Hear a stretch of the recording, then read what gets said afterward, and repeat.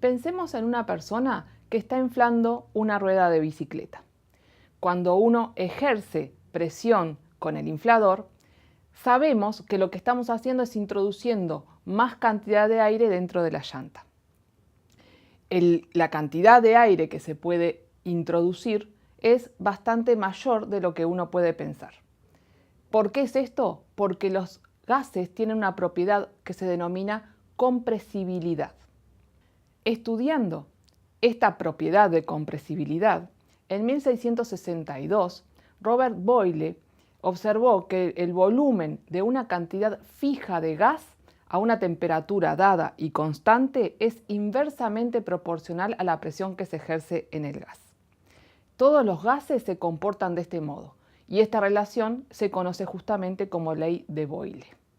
Matemáticamente, esta relación se puede expresar como que P, presión, es igual a una constante por el inverso del volumen. Todo esto siempre que la cantidad de sustancia y la temperatura se mantengan constantes. Si hacemos una gráfica del volumen en función de la presión, observamos que el comportamiento es que a medida que aumenta la presión, el volumen disminuye. En la animación observamos que inicialmente tenemos una presión de 1 atmósfera a 300 Kelvin. Si esa temperatura no varía, al duplicar la presión que se ejerce sobre el pistón, el volumen va a disminuir a la mitad. Pensemos ahora en una situación en que lo que varía es la temperatura. Hay un experimento muy conocido en el que se infla un globo y ese globo se cubre con nitrógeno líquido. Al cubrir ese globo con nitrógeno líquido, obviamente la temperatura disminuye mucho. ¿Qué sucede con el globo? El volumen del globo disminuye también. Esto quiere decir que a medida que disminuye la temperatura, disminuye el volumen.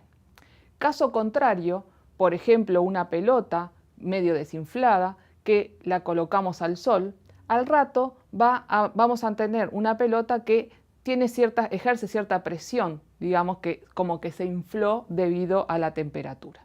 Es decir, a medida que aumenta la temperatura, también aumenta el volumen del gas que estaba adentro de la pelota. Esta observación ya la había hecho el científico Jacques Charles en 1787, quien postuló una ley que justamente dice que el volumen y la temperatura son proporcionales. Esto significa que si graficamos, como se muestra en la figura, el volumen en función de la temperatura, para varios gases se obtienen líneas rectas.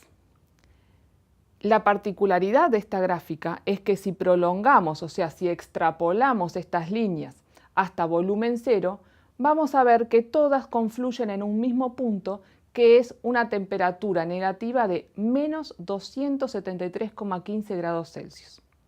Esta temperatura se conoce como el cero absoluto y es justamente el cero de una escala que propuso William Thomson, también conocido como Lord Kelvin. Matemáticamente, la ley de Charles se expresa como que el volumen es igual a una constante de proporcionalidad por la temperatura. Cuando se grafica volumen en función de la temperatura, pero la temperatura expresada en Kelvin, lo que obtenemos es una línea recta que pasa por el origen de la gráfica.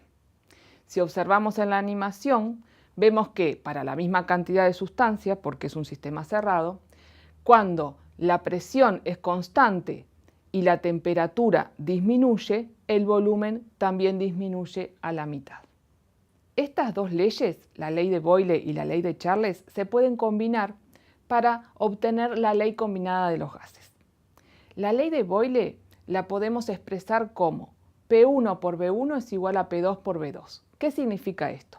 En unas condiciones iniciales de presión 1 y volumen 1, siempre manteniendo el número de moles, o sea, la cantidad de sustancia y la temperatura constante, va a ser igual a la presión 2 por el volumen 2, condiciones finales, cuando se varía una de las dos variables. La ley de Charles se puede expresar de la misma manera como V1 sobre T1, condiciones iniciales de volumen y de temperatura, son iguales a el cociente entre V2 y T2, condiciones finales.